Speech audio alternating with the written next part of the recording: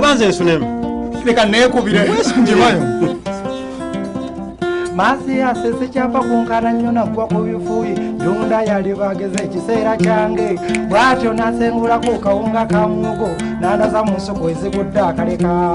serasekerera abakeera kati ne beekanula bambira olunkoko ne banyuka njoba enkomerero bafe ebicaayi banywa bikalo zeeyo yatewudde sekyekulusanya walukagga nkimanyi nti okufuna kiba kitone kale ne woolitabaala obona abaganga okujjako olwana kukyappa pindula mbuto kafeero kimala yatondewo okuba nti aliba muvunyi kale ne walisuubirizo tuleza amagi ebyo byemusiiba muwanuuza nti ataafune kukakasa oli musanga azimbye muyenga okay tuddeyo kituufu umaru kyako mudiro oluyimba olwo walukagganyiza okuba nga yaluvaako naye tamukoleranga vidiyo naye neesunga okulaba ku vidiyo oluyimba anti eri ennyimba enzibu z'okukola vidiyo wetudda mu byafaayo eri ennyimba enzibu z'okukolera vidiyo ngayetaaga ogikolenga olaba vidiyo ya buladi nandyebako eyakafeero ngeringa firimu yafa yagikola dda naye nga tennafuluma okola sitole nga ya firimu kakati oluyimba olwo lwakusanga oyambala mpala ejjudde oba nga oyambala kakati olwo oluyimba lwasanga nina kawulutu kange walabawo ku lutu nga era gundi jedi kiwa yayimba oluyimba nga mpala eriko oluuzi olwafulukira emabega eno kati kafeero ginabeera serious bwekiri nali nyina emyaka olwo oluyimba olwafulumira nga nyina emyaka nga 9 oba 8 okay mwakoze group gente ekyansanyusizza kwe kuba nti nalabyemu regimu yange Kafeero Junior Buyondo Eddie Mugema n'abalala nendaba nga mwine bakibijjigiri bakama bammwe ba Vincent Segawa kyenkonyonyodde kiri nti batudde bo basoose kutuulanga bo naye ne bagamba twetagisayo ku baana abagenda okutuleetera ku bawagizi abapya ku bawagizi abapya abawala bambadde buleegingi bajja okulaba bakwano baabwe kati omuwala ayinza okuba nga ali eyo bakyazanga naga nze kati abaana b'emyaka 18 gyefa tubaleeta mwembaleeta nawamululako obutunuzi oba omwagadde oba tomwagadde alabanga gwe sayizi ye bana ebyolulenzi maama kangenendewo eruyimba kangenendewo oli maama ate twabagazisa kadongo kamu okusanga omusajja alina emyaka 27 ng'ayimba kadongo kamu bamuyita wabakadde oluusi kadongo kamu onolaba alina ebizibu ebimusa ebyabakadde bibino nti omwana ajja nawulira olimba lwakafeero nga tannalulabako kibi ekkolera gye wazaalibwa nawulira nga mesagi emususseeko nga nawe esaana kubeera ya Dr. Fred Sebbaale kuba olaba mu production eri abantu bajja okukola mu Birusmart nagamba ajja naganze mbadde nsuubira omusajja ali myaka gyaba matiya luyimba kuba oluyimba sidda mu kyalo lwa Sebbaale baneetuddamu nzire zafulumako edda weeweleza mukulu mubiru yogera amazima anti amazima gege kyovuga nti kiriko musolombi mu Birusmart agayemba enyimba baddamu ono yalukuba serwegaana kakati singa nali saagala kukula saalibedde mulamu singa neetuga njala okukula njala nnyo okukula kakati omulimu ogwo kikyamusuubiza abantu mu gurupu eyo tusuubiza abantu kuba nawuliddeko ku bigendererwa bya gurupu eyo management ng'ebyogera nabiwulidde era nange nezikiza zomanyi bipande bitono byendiko era tonnaba kusukka nga bayimbi balala bipande bitono naye olaba nakkiriza nange nengawo kumpewo kankyogere nawulidde nga waliwo omulimu ogugenda okutambula kuba kati bw'otunuulira gurupu eyo bagambye nti buli muyimbi ali mu gurupu eyo ogenda kuba ng'ofuna n'ennaku sikiwuliranga nakunze ennaku eno ekwasa omuntu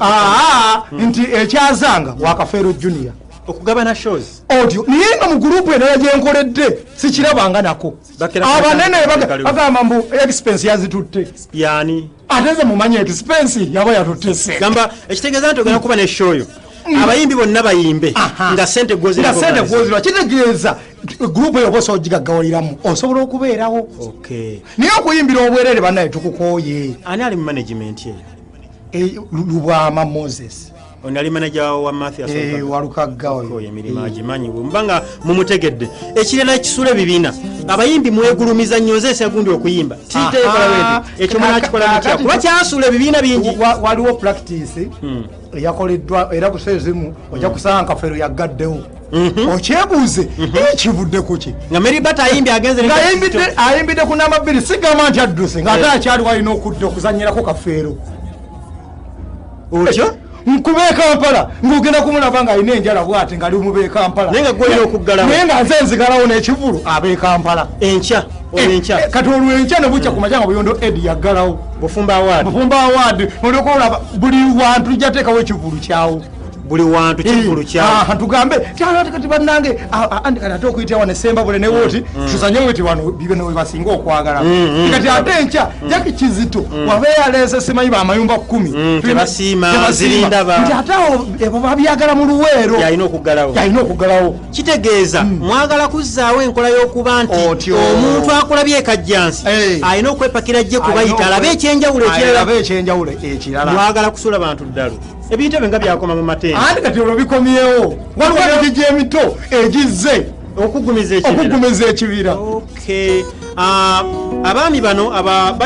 bali mu Mwagala Productions yeri brandings ne badda bupya abayimbi nga bawulidde bonna era mugenda kutandikira si bombo kuyidi then enkeera bagenda obulango gye buli ku radio bwogera tugenda kutambula ennaku ngaana tusoke tugezeeko tulabe kadongo kamu wakyaliwo omukisa okuyingiza omuyimbi n'agamba nti obanze Dr. Fred Sebalo obanze Gerard Kiwewa n'alyetaaze enteekateeka yammwe entuufu ne management kasaagoberera amateeka engaba nakyo ekikulu kafeero kasaagoberera amateeka gasanzeewo n'atagira nti nze kansigaleeka oba babakube babakube kuba ye kati ate ffe n'ekirala ku kyenawulidde Lubwama ng'agamba nti abayimbi mu kifo bonna batuukira kumu sigamba mbu gundi ajira wayimbira DJ gundi oba Segawo agenda kujja kawungezi simanyi ku 2 atayimba amala agende buli muyimbi emisano ino omulabawo mugenda kuyimba amazina amatufu tugalabe tuzanye n'okuzanya nga wulira olw'ebivuga abatuufu balina webali ebyuma byuma ki event kije muyina mwagala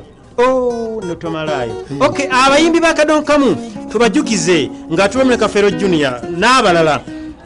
mugenda kutunoonyako abeetaaga Kafeero Junior ono tulwanye olutalo lwa myaka singa 3 kati jigera mu 3 okulaba nga tuteekawo Kafeero Junior gw'omulala lwaki tojja ne tulwana omuyimbi omupya mwagala nnyo anti ekyo kyange kakati omanyi gwe mbonabona gyembonyebonye twabateewo Smart Studios tulina programu zaffe zikuba ennyimba zammwe ku bwereere olwo olwaita atandoose omwana luliisi wano nti nze mpulira muyita mutuze okay ndoza Kafeero tusibule abantu baffe ate tugende tulabe ebirala wetufa tugenda mu studio tewali buzibu kuba tufumba ekipya fetube tufumba tugenda utuva tugenda mu Smart kale n'olw'ensonga eyo ngamba bawagizi bange nti Kafeero Junior yayimiridde omanyi okubanga omwana abadde atudde wansi n'ayimirira naye nsaba mumpagire entambule akatalekeka ebibaluwa mugera kubikola mutya bino ebibaluwa kijja kusinziira ng'osooka oyinza okuyita eri ku manager